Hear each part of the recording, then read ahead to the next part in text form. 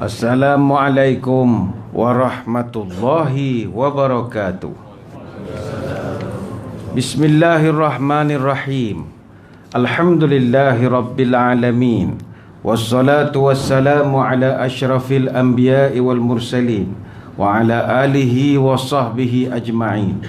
Allahumma akhrijna min zulumatil wahmi wa akrimna binuril fahmi waftah alaina bima'rifatika wa sahal lana abwaba fadlika ya arhamar rahimin, amma ba'du.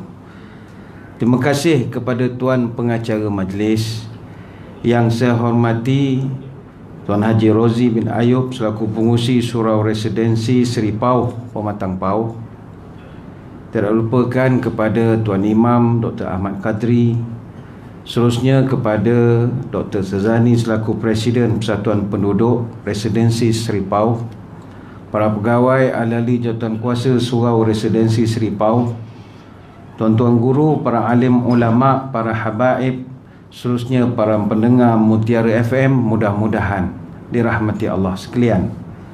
Syukur kehadrat ilahi, pada malam ini kita berkumpul untuk membincangkan satu tajuk seperti yang telah pun diwawarkan, iaitu amanah makhluk bernama manusia. Hadirin hadirat sekalian, orang tua-tua kita dulu sangat pentingkan akan sifat menjaga amanah.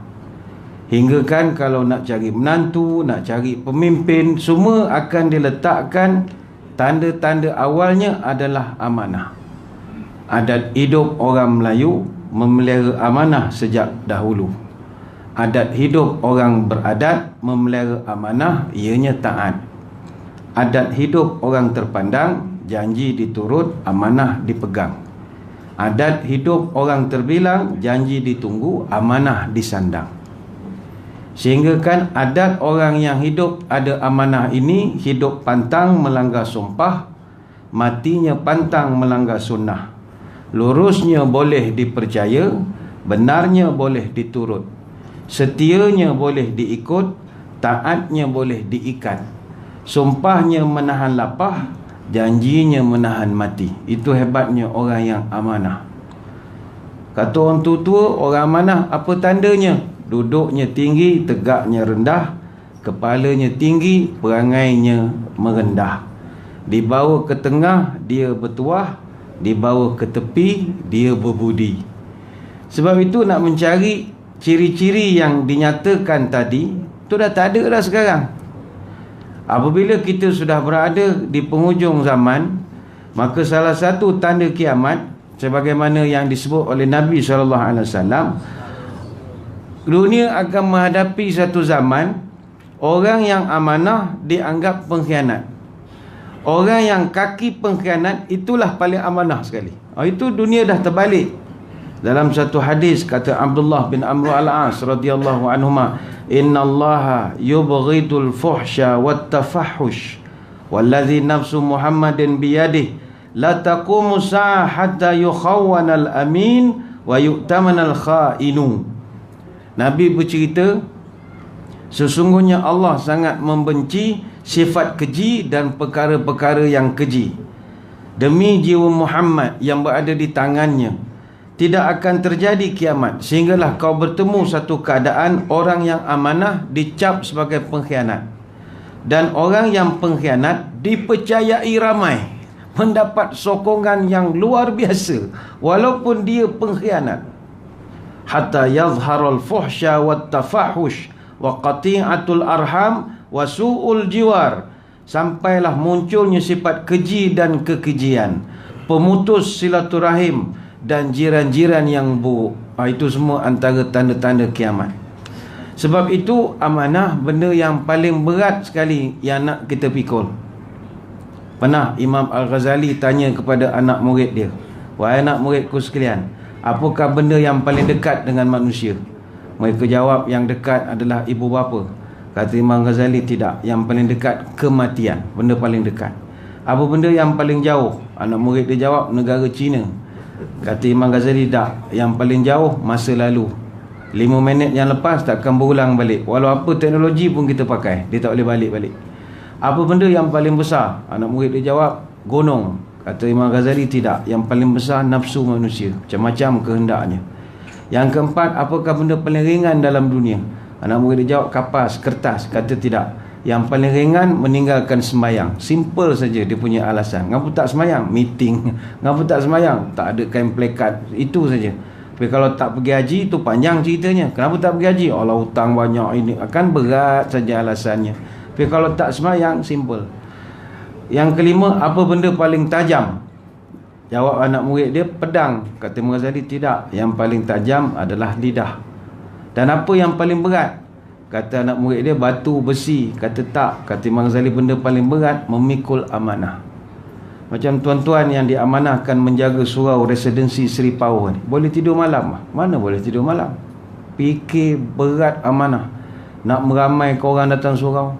Itu baru aspek imarah, belum aspek idarah, riayah. Dia kan masjid surau yang kita takbir 3 perkara. Imarah ni satu part saja. Nak imarah, program, panggil kamera 10, kumpul buat, itu imarah. Dia ada 2 aspek lagi, idarah dengan riayah. Idarah ni aspek management, pentadbiran, sistem file, duit keluar masuk, sumbangan orang macam mana diuruskan, belanja, itu semua idarah, pengurusan. Mesti ada file-filenya, perlu telus. Satu lagi aspek riayah, penyelenggaraan. Penyelenggaraan yang paling penting. Jemaah macam-macam minta, aircon, spotlight, laser beam, macam-macam dia minta. Tapi kita punya kapasiti elektrik berapa saja? Katalah TMB bagi 800M. Bobo pelak segala jenis mesin-mesin yang canggih-canggih, air terjun, kolam renang, water fountain, memang cantik. Tapi bila ukur balik 802M, apa jadi pada masjid surau? Tendang lah. Overload. Tak cukup. Tanggungjawab ni pening. Tapi kalau kita jenis pegang jawatan, tak nak fikir amanah, lantak je lah. Tunggu lah 4-5 tahun, tukar lain pula. Sebab itu kata Imam Ghazali, amanah benda berat. Susah kita memikirkan macam mana nak diselesaikan. Sebab itu dalam Quran, kata-kata amanah ini disebut sebanyak 6 kali. Dalam bentuk mufrad, Allah Ta'ala sebut dalam surah Al-Baqarah ayat 283 dan dalam surah Al-Ahzab ayat 72. Dalam bentuk jamak, Allah Ta'ala sebut dalam surah An-Nisa ayat 58, surah Al-Anfal ayat 27, surah Mu'minun ayat ke-8 dan surah Al-Ma'arij ayat ke-32. Kata para ulama, amanah ini dari sudut bahasa diambil daripada kalimat amina ya'muna amnan. Amina ya'manu amnan, yang maknanya tidak takut ataupun tak ada risau apa-apa. Itu makna amanah. Dinamakan tak takut atau rasa aman sebab orang rasa aman bila letakkan benda tu pada kita. Contoh, jawatan pengurusi surau ataupun jawatan ketua penolong pengarah unit sektor sekian-sekian. Orang yang meletakkan kepada kita, dia boleh tidur selepas meletakkan pada kita. Itu maknanya amanah. Orang tu aman dah. Tapi kalau kita pilih dia, lantik dia, selepas kita lantik, kita pula jadi pening, pecah amanah.